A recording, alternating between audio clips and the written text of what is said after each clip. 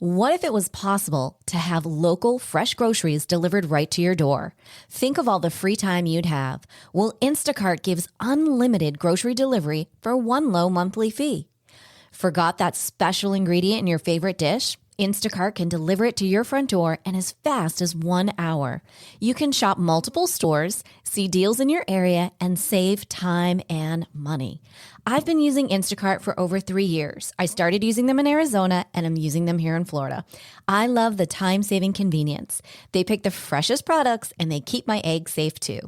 To receive your first delivery free, follow the link in the show notes so that Instacart knows that we sent you and to help support the show. Instacart. Never step foot in a grocery store again.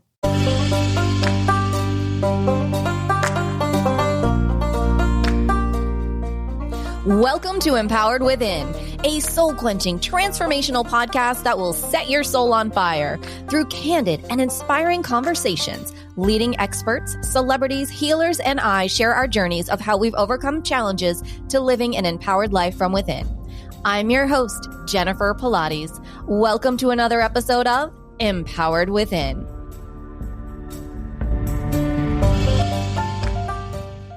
Hello, everyone, and welcome to the show. I am so excited to have today's guest with us, Tyler Foley. He has been acting in film and television since he was 6 years old and is an accomplished film and stage performer. He has appeared in productions including Freddy Vs Jason, Door to Door, Carrie, and the musical Ragtime. Tyler is passionate about helping others confidently take the stage and impact an audience with their stories. He is currently the managing director of Total Buy-In and the author of the #1 best-selling book, The Power to Speak Naked. Welcome to the show. Jennifer, it's an absolute joy to be here. And I wish I could have joined you live in Florida. I think it would be a far more fun show that way. But hey, here we are. Technology is wonderful, and I'm looking forward to our conversation. Me too. And so I want to jump right in and know all about you and how you got started in the industry that brought you to this point of writing such a great book. Well, first of all, thank you. I am flattered. And it's been a really circuitous journey. I think, I was blessed. I got to be on stage from the time I was 6 years old. That was very likely prompted from tragedy. My father passed away when I was 6. And when you're 6, it's really hard to comprehend the finality of death. And so I didn't really openly or outwardly grieve my father's passing for almost 6 years. And I think because of that, my family was looking for something, right? Like, what can we do with Tyler? How do we find an emotional outlet for him? And I had taken a real shine to the stage, doing like the Christmas plays at your elementary school and primary school and doing those assembly things. And I was always a performer anyways. When we'd have family or friends over to the house, I would, read poems or try to read books or do a magic show. Like, I remember getting a magic set when I was like 3 or 4 years old, really simplistic stuff, right? I think I had a little egg cup thing that you could hold it upside down and the egg would levitate, and I would show everybody. I'd be, look, and it was so much fun. And I think because of that, my mom definitely recognized that it was a place where I could find an outlet. And so very early on, I was introduced to stage in a professional manner, and was then in my later teens, got into film and television. I went to a fine arts high school. Like, performance was the goal. It was what I was going to do. And I'm very lucky that I got to do that professionally. From 17 to 25, it was basically my only vocation. It was all I did was act. And then as you start to grow and mature and see the world, I had become a little bit jaded and a little bit complacent with the craft. It stopped being fun. I really enjoyed it when it was fun. I got to, especially when I was younger, I got to play dress up with adults and sing and dance and just be silly. Mm-hmm. But in around, 24, 25, it was a hustle and a grind. Right? I had to get to the auditions. Was I getting callbacks? Could I do some stunt work? Could I do some stand-in work? Do I do extra work? Oh, I hate doing extra work. It became this it became work. I didn't want to work. So I retired from acting at 25, because that's what you do when you've been in an industry for 20 years. It's time to retire. And I went back to school. I got an engineering discipline, started my own firm, my own business, a photogrammetry firm, which is a fancy word of I took pictures from planes and made maps out of them. And at the time, that was the easiest way for me to describe it. And now everybody knows it as Google Maps. So when you look at Google Maps, that's what I did. And with that job, your primary client for what's called geographic information is typically the government. They're the ones who want that information in mass quantities.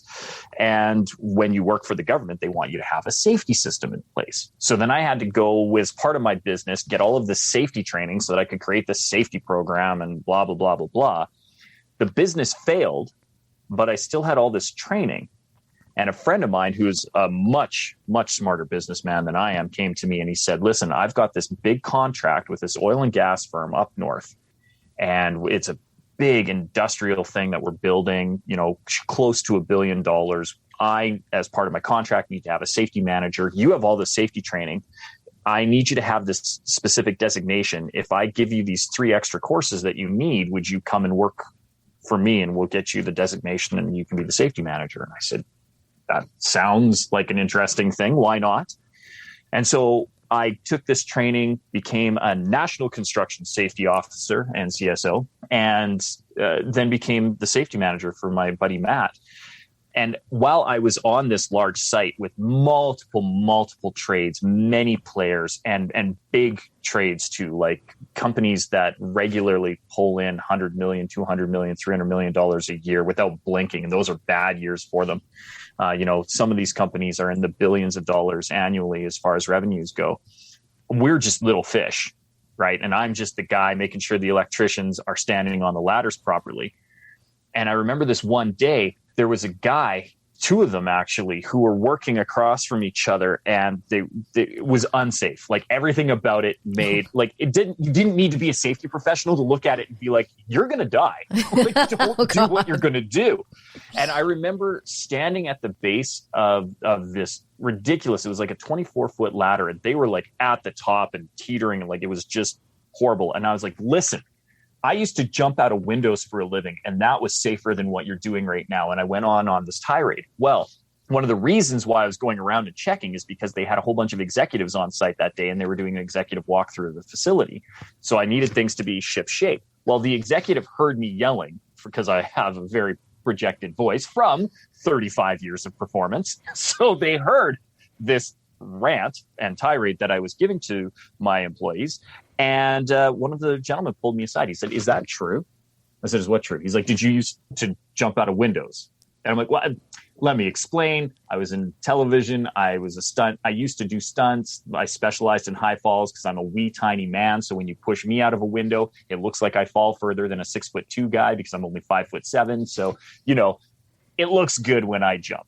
And he goes, that's fascinating. Would you mind saying that in our toolbox meeting, which is like the morning meeting when everybody gets together and says what they're going to do for the day? I said, absolutely, I'll do that.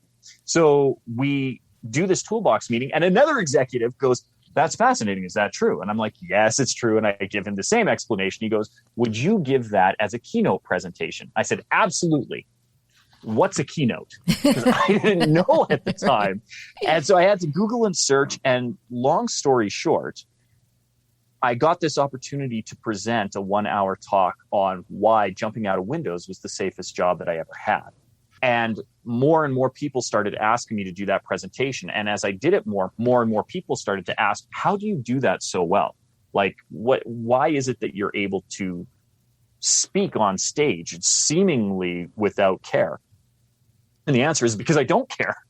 Because I'm very comfortable on stage, because I grew up on stage. It's home for me. It's where my comfort zone is.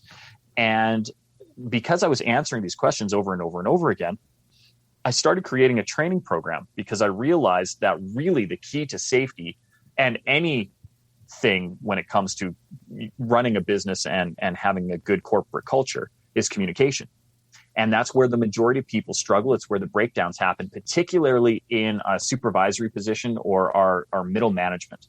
they're usually the ones who have the hardest time because they've been thrust into these positions of leadership and they don't have all of the soft skills to be able to really fulfill that role. And the biggest one being the ability to public speak. So I started training and mentoring a lot of mid-level executives to be able to be better at presentations. And the next thing I knew, I had this entire training process and everybody keeps asking, how do you do it? So I condensed all of my training into the book, The Power to Speak Naked. And then it just took off from there. Mm-hmm. And now all of a sudden my safety business is now what used to be my business is actually now my side hustle. It's the thing that I touch, 2 to 3 hours a week. It's self-sustained. It's managing on its own. And now I have this entire other business of training people to be more confident when they take the stage. And it is very easily the most fulfilling career that I've had ever. It takes everything that I've done over 35 years and pulls all the best parts of it together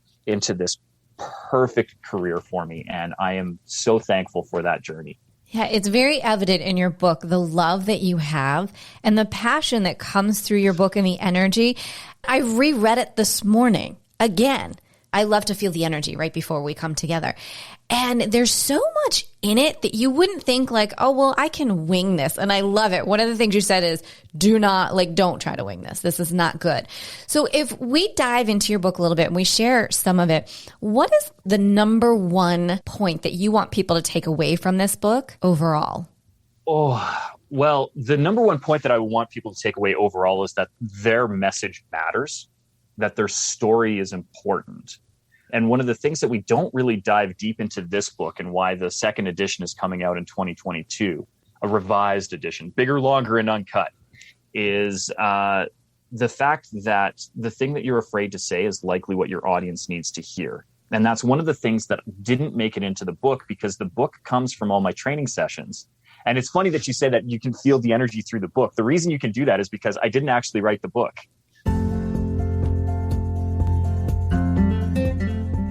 Today's podcast is sponsored by JP Active Athleisure Wear, Pilates and yoga-inspired apparel that combines style and versatility. JP Collections take you from the studio to the street, looking and feeling your greatest. With sizes ranging from 0 to 24, there is something for every beautiful shape and size. Discount promo codes will be available in today's show notes.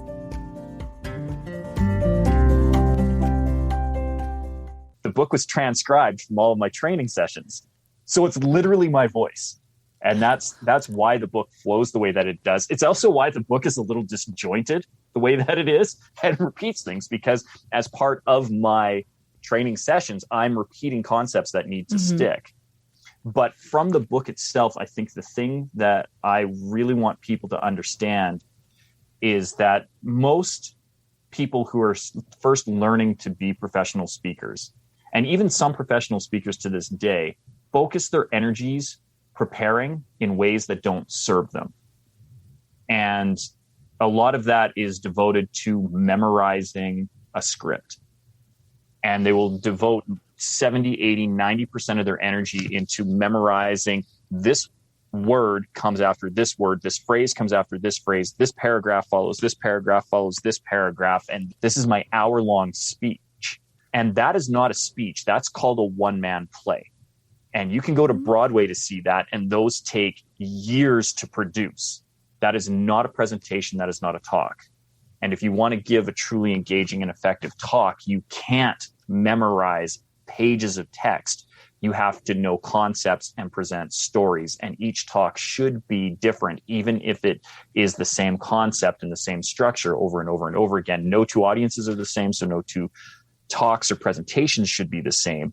And how you prepare to be able to do that is drastically different than I have to memorize this script and I have 2 weeks to do it, or a week to do it, or a day to do it.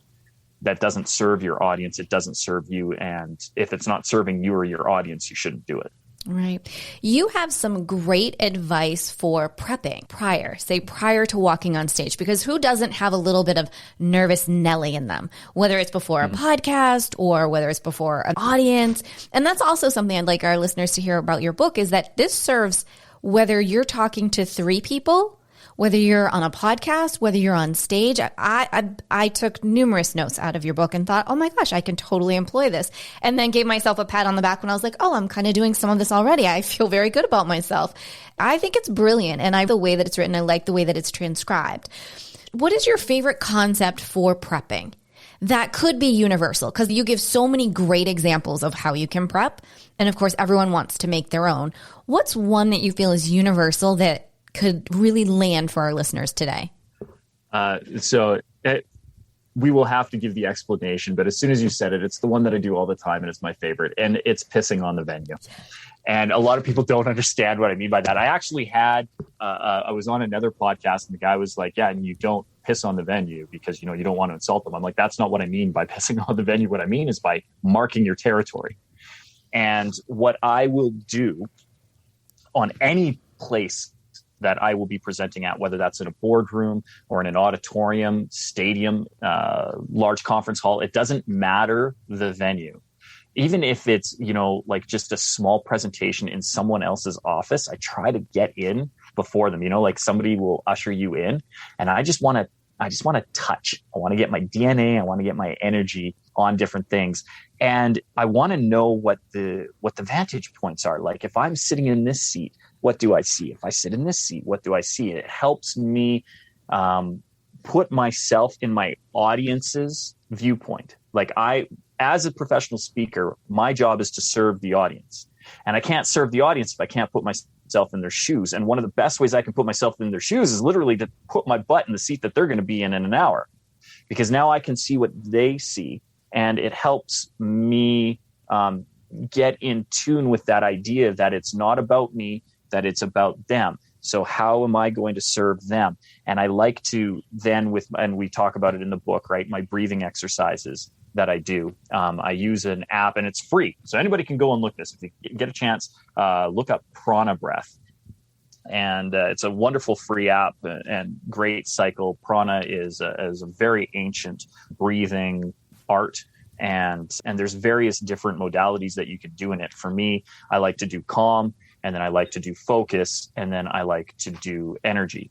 And the energy one in particular is fun because you are taking in more than you are letting out. And so you're building yourself up.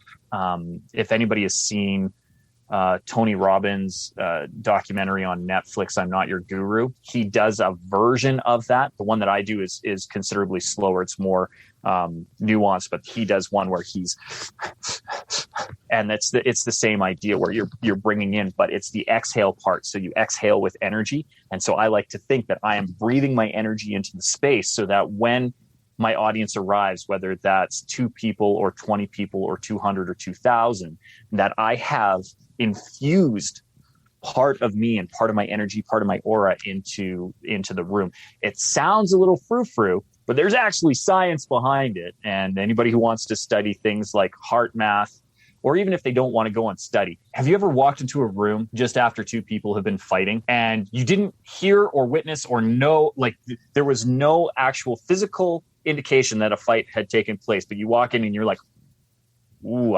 the energy in it is off. You can do that with positive energy too. Like you walk into a room and you just got a good vibe. Like you feel it. You're like, I don't know what it is about this place, but this place is cool. I feel, and it could be just me, but I feel that when I do this and I'm breathing a positive intention into the room and I'm taking time to focus and know that my energy is being projected onto this audience and that it is my job to serve them and take them on a journey, that I'm better focused, that I'm serving my audience in a better way. And it's my favorite thing to do. So I love pissing on the venue. And by that, I mean marking my territory and making sure that I have physically touched. Like I'll go and I'll touch walls, I'll touch seats, touch the stage. I walk the stage. I'm a bear marking my territory. I rub up on stuff, it's good. I love that. So for the nervous Nellies, whether that be, and let's address this. So everyone's like, well, I don't talk on stage. Well, you could be on a Facebook Live, on an Instagram Live, wherever it all counts. So the nervous Nellies who maybe have never done a live and they're thinking, well, maybe this will help me. What advice would you give them to find calm within to be able to have the empowerment to go live? A couple of things. So we already discussed breathing, and breathing is, I mean, it is the essence of life. There's two things that we really need to live right now: water and oxygen. And everything else kind of becomes byproducts of that, because you strip those two away and we don't last very long. They're in the hierarchy: oxygen, water. And so those are the two things that I always have, no matter where I'm presenting, no matter what I'm doing. I am breathing, and I make sure that I hydrate before, during, and after. And so, as weird as it sounds, if somebody is nervous and they just need to calm their nerves, they just need to take their breath. One of the fun things that I like to do is a thing that I learned from, and he calls them PQ reps. And what it is it's an advanced focusing technique. And it's by advanced, by the way, it just means that it's something beyond just the normal meditation where people tell you to breathe in and out. What he tells people to do is you take your two fingertips and you put them together and you rub them with such attention to detail that you can feel the individual ridges of your fingertips. And while you do that, you want to breathe in with intention. So, 3 seconds in, 3 seconds out, whatever cycle you want to do. But as you're breathing in through your nose, out through your mouth, and I want you to focus on being able to feel the ridges of your fingertips. And I promise you, you do that for even 30 seconds. Even just now, I bet you if you paid attention to what your body's doing, Jennifer, that your heart rate has slowed, that your mind has stilled. And the funny thing is, you can't completely and totally shut off your mind. So what are the thoughts that are popping up immediately? Those are the things that are likely pressing, and you let those thoughts come and you let them go, because all you're dealing with is focusing on the individual ridges on your finger. And you can take it one step further. You can put your hands together and then you can feel how your entire palm feels. You can do it like that. And what is the sensation? What is the sensation on your right hand? What do you feel from that? What do you feel on your left hand as your right hand goes over it? Like however you're doing it, but it starts with this just minute attention to detail. And when you can do that, you'd be surprised at how instantly calm you are and how instantly focused you are. Couple that with a glass of water, and now you're hydrated, and that gets the neurons firing, right? Because water conducts electricity. And I think people forget that the way our brain thinks is through electric pulses. So we need water. We also need the electrolytes. So getting a little bit of salt in that, or doing something, if you can make it, an alkaline instead of acidic, that's always helpful. And then your neurons are firing.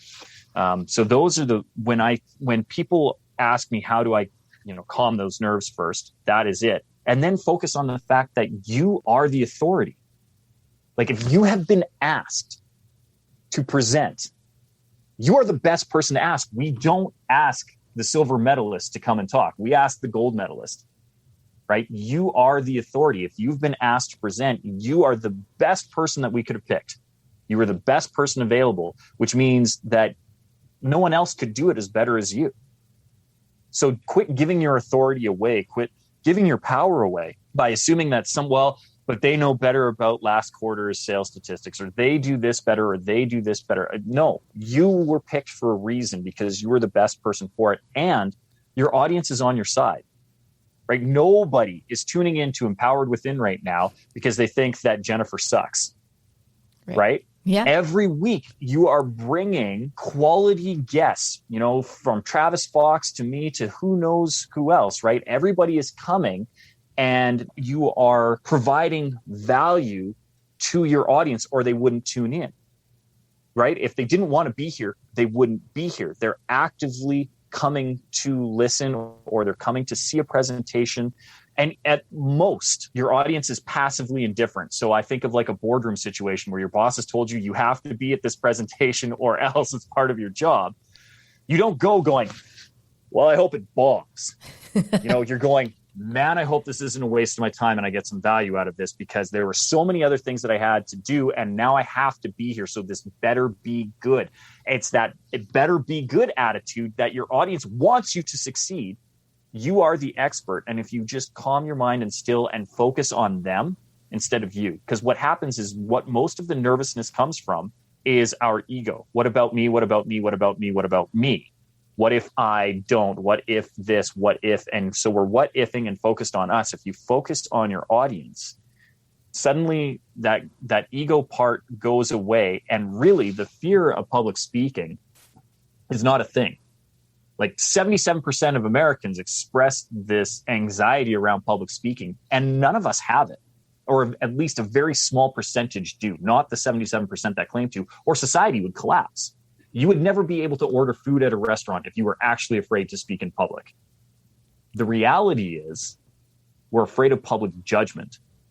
And if we can let that judgment go and go, it doesn't matter. I am the authority. I was the best choice to be here. This audience wants to be here or they wouldn't be here. And it's true, even with the boss scenario, right? Like, who knows that guy who ditches out of every meeting?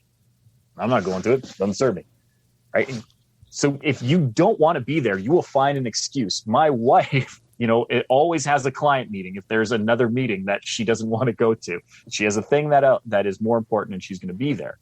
So we actively choose to be there. So the audience is on your side. You are the authority. Take a couple seconds to do some PQ reps and drink some water beforehand so that you know that you've got this, and do a couple of mantras. And we go over all of that stuff in the book, as you know. Yeah, it's phenomenal. So over the years, what has been your biggest aha moment that you've had in all of your experiences?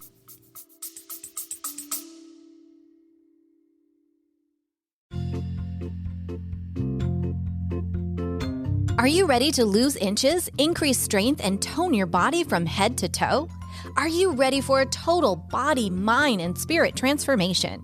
I am excited to announce that I am launching my exclusive 8-week Pilates Return to Life training program. This will give you an opportunity to have a total body, mind, and spirit transformation of health and wellness to a new lifestyle. Imagine in 7 days you will feel a difference, in 14 days you will see a difference, and in 8 weeks you will have your new Pilates body. So what do you say? Want to join me on the mat? Head over to jenniferpilates.com today. Space is limited. Use this special promo code EW and the word special, EW special, to receive $200 off while space is available. Head on over to jenniferpilates.com and I'll see you on the mat.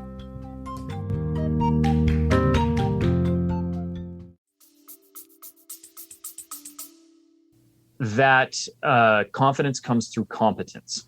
And competence has a legal definition that I learned as a safety professional. Competence is adequately qualified, suitably trained, with sufficient experience to perform a task with minimal or no supervision. Bravo. Legal definition. Well done. Thank you. Well done. I have had to study that. But how I'm able to do that, first of all, I use a mnemonic to remember AQ, adequately qualified, suitably trained, ST, and sufficient experience, SE, to perform the task with minimal or no supervision. And that mnemonic is ASQT. I will never forget ASQT. And now I can rattle that thing off. And those are some of the things that you use as a professional speaker. How do you memorize these blocks or these information bits effectively? Mnemonics is one of them. So I will forever and always know that competence is defined legally as adequately qualified, suitably trained, with sufficient experience to perform the task with minimal or no supervision, because I just know ASQT. But when you break that down, what that means is that, first of all, what makes me qualified? That is the thing that gets you the job, right? I'm a podcast host, or I am a professional speaker, or I'm a safety professional, or I have an engineering background, or I have a performance background. Whatever it is, something got you in front of people. You are adequately qualified to do that. Suitably trained, training is all kinds of different things. So, have you gone to Toastmasters? Have you taken Carnegie? Have you gone to one of Tyler Foley's training sessions? And have you read The Power to Speak Naked? Like, what have you gotten internal training within your job or your organization as far as leadership skills and leadership development? Have you done professional development courses? All of those things stack up and become part of your training. And then sufficient experience to perform the task with minimal or no supervision. How often are you actually getting up and doing this thing so that you can do it on autopilot? And that's when you're competent. And when you are competent at something, that's when the confidence comes. But the key to that is the second two steps. You're already qualified because you being you makes you qualified to tell your story. So that is the first thing that we discuss in the book, right? Is your story matters. You've got to come out. You got to tell your story. You got to be, you have to understand who you are at your core, and you are the authority. So now what you need to do is get the training and the experience. Training is easy to find because you literally, if you were to do a internet search right now on whatever your favorite provider is, and you type speaker trainer, I promise you, I wouldn't even pop up in the first 10,000. That's how many are out there. So there's no excuse for not getting training. And there's hundreds of books, from The Power to Speak Naked to Talk Like Ted to you name it. Like there's always reading material and training material and free stuff on YouTube. So like, go and find your training. But training and qualification is not enough if you don't have the experience. So now it's actively seeking opportunities to speak. And they're there because if 77% of the population claims to have anxiety around public speaking, if you're part of the population who's going, I'll do it, even if it's terrifying at first, the more you get used to saying, I'll do it, the more likely you are to be on stage more often. So it's seeking those opportunities and starting to look forward to them, finding joy in it. Usually where people have this fear is because they've had a bad experience. So you need to do enough experiences that the good experiences outweigh the bad experiences. I didn't experience stage fright for the first time until I was 14.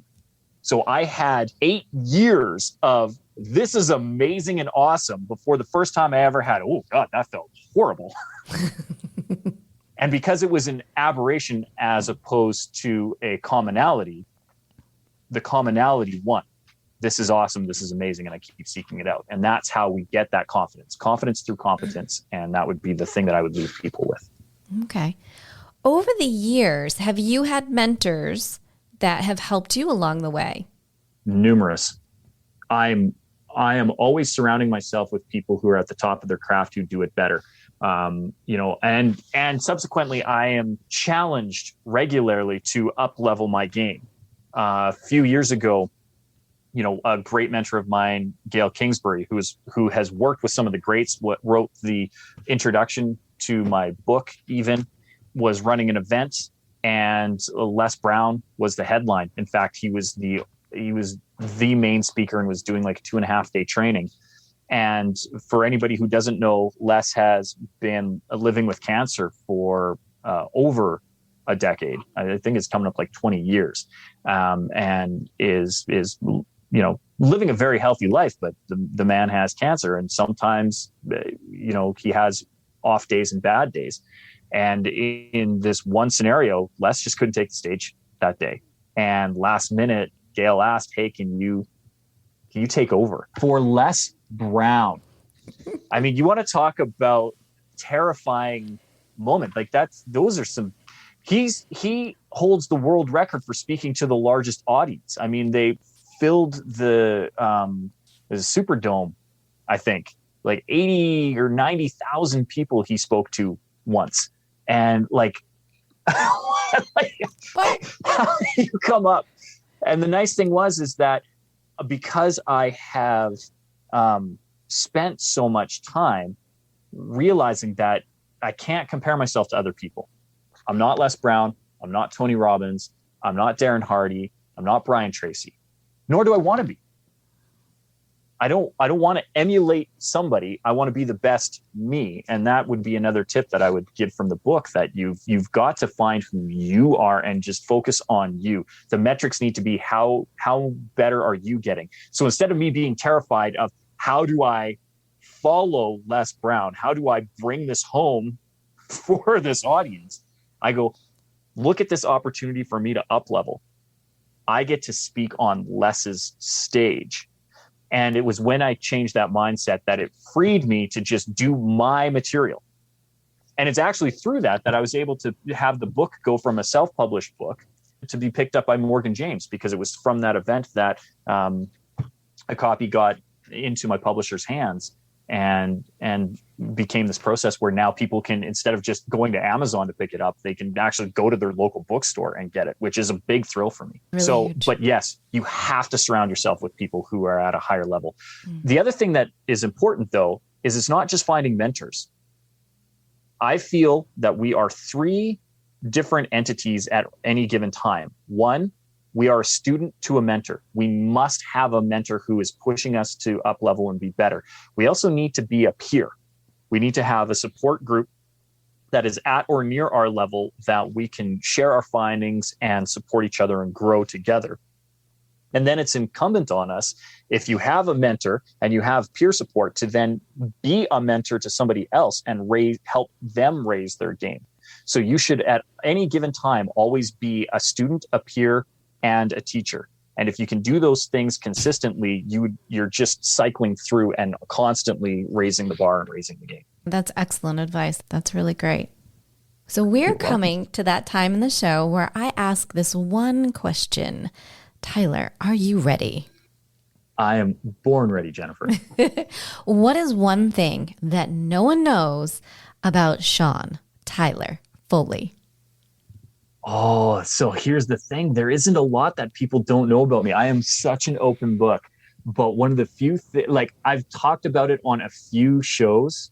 So it's out there, but a lot of people don't know that when I was in my late teens living in the West End of Vancouver, one of the most incredible jobs that I ever had was actually being a drag queen in the West End. It was to this day, it's one of my favorite gigs that I've ever done. And I didn't get to do it often because, there are professional queens in the world, and God bless RuPaul for having Drag Race, because I think it has shown the world the art form that is drag. And in my opinion, there are two public speaking style jobs, performance style jobs that are harder than any others. The one is stand-up comedian and the other is drag queen. And if you can do one of those two, you can do anything. And I loved every minute of being Tyra Blinks in the West End of Vancouver. How incredible. Thank you for sharing that. That sounds like such an incredible experience. Now, how long was your run? Oh, only like 2.5 years, somewhere around there. That's a long time. You got to remember, I was only ever Tyra like once every 3 or 4 months for literally 2 songs. An incredible queen in the West End, Willie Taylor, would bring me on stage, and I would do Bring On the Men from Jekyll and Hyde and the Jessica Rabbit number from Who Framed Roger Rabbit, Why Don't You Do Right. It was so much fun. Like, to be at the Jekyll and Hyde one, I'm in like a late 1800s corset style with the bodice and the cut up and the fishnets, and it was wild. And then the Jessica Rabbit was just obnoxious because it had this big fake chest and it was sequined down. And honestly, when I got into it, I didn't feel like Jessica Rabbit. I felt like a cross between Dolly Parton and Reba McEntire.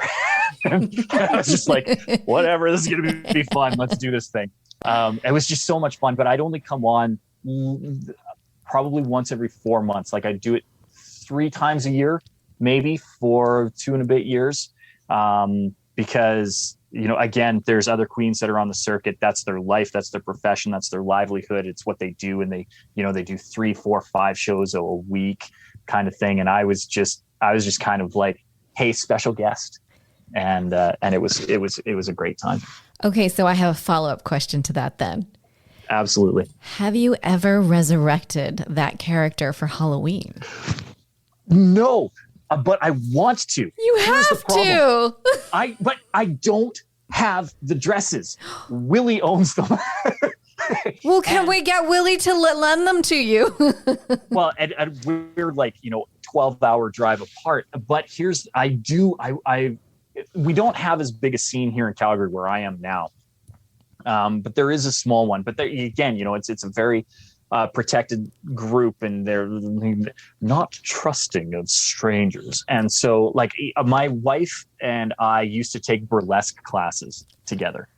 And Di, who is the dance director of the burlesque show, after the last performance that we did, because as the guys, we got to do this kind of like striptease thing, and it's on YouTube. Anybody can Google it. I don't know if we connect with me, but you can check it out. It was a fun little thing where we got to be in beachwear and flip some towels around. But after it, I was like, that was so much fun. Like you really seemed to, come alive under performance. I'm like, okay. And that show, she had actually had a drag queen come out and do a performance. I'm like, the next one of these that we do, I want to do the Jekyll and Hyde number. I'll pay for the costumes, whatever. Like, I'll get it done. I want to do it again. I don't know how receptive she was to it, because I didn't know I don't know that she knew how to take me, or if I was serious or what I was doing, but it is a thing. I want to do it again. Like, we're going on 25 years since the last time I got to do that. I think a quarter century deserves a revival. And no, I would like, look at it. Yeah. It lights me up. It totally lights you up. Look, I have goosebumps, and I'm thinking now is the time. The world needs this. The world needs the happy. The world needs the flamboyancy. We need this. Yes. Yeah, no, I do not disagree. So I will find a way for you, Jennifer, to revive it. And my Jennifer can yell and scream, because she's like, don't do the drag stuff. Yes, and we want to see pictures. We want to have you back. Maybe I will be on the road at the time with the podcast, and I could come and we could do a live show. I would welcome that every day and twice on Sundays. That would be phenomenal. Well, Tyler, this has been more than fun. Thank you so much for sharing your insights and your knowledge and your humor and your authentic self with us. I'm greatly, greatly appreciate it. Please tell our guests, where can they find you, find your book, and connect with you? Well, before I do that, Jennifer, what I would ask, because I had a great time on the show. I do a lot of shows. Like this is officially my 101st show through Podmatch. Through Podmatch. And I've done 150 in the last 80 days because, the book came out September 7th. So it's a big push. But yours has been a great show. And there's not a lot of shows that I've listened to ahead of time because I just don't have the time. 150 is a lot, but I really do enjoy listening to Empowered Within.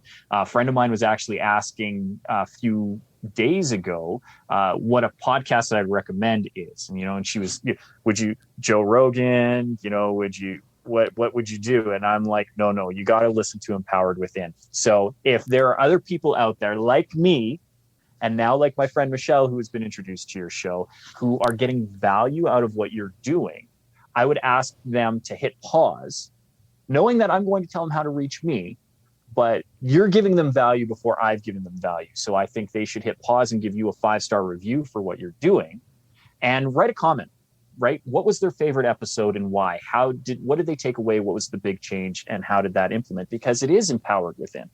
So if we're trying to empower people within, let's also empower people without, and let them know about this show. And the only way to do that is through a 5-star review. So if they can go and do me that favor, it only takes a second, hit pause right now. And now that you're back, I would ask that you visit me at SeanTylerFoley.com. And Sean is spelled the proper Irish way, SeanTylerFoley.com. And you can find all the stuff there, right? All my socials are there. We'll have the calendar up for the events. We'll have links for the book. And if they could do me a favor, if they are interested in getting a copy of the book, and thank you for your kind words on it, if they could go to bookshop.org to pick up the book, my book or any other book. And the reason I would ask them to do that, Jeff Bezos' site, you can get my book there as well. But he just flew to space in a phallic rocket.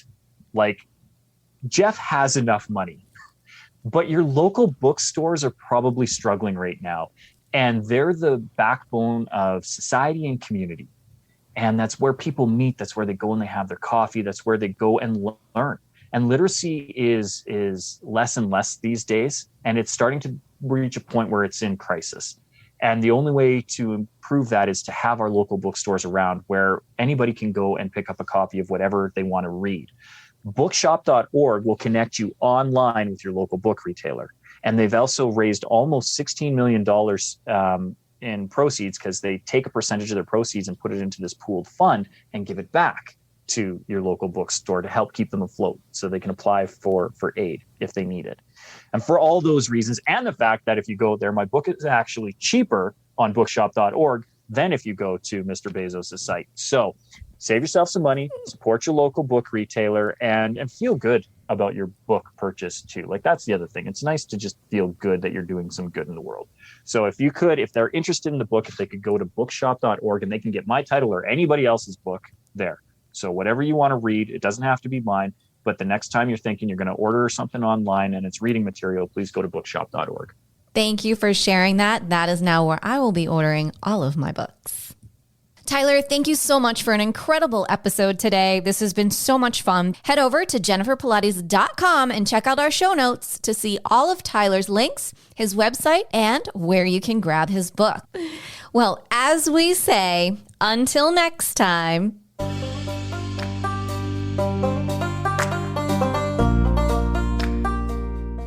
Thank you so much for tuning in to another episode. Please remember to rate, review, and subscribe to Empowered Within with Jennifer Pilates. Your feedback is important. It helps me to connect with you and gives me insight into who you are and what you're enjoying about the show. For today's show notes and discount codes from today's sponsors, head over to jenniferpilates.com. Until next time, may you live an empowered life from within.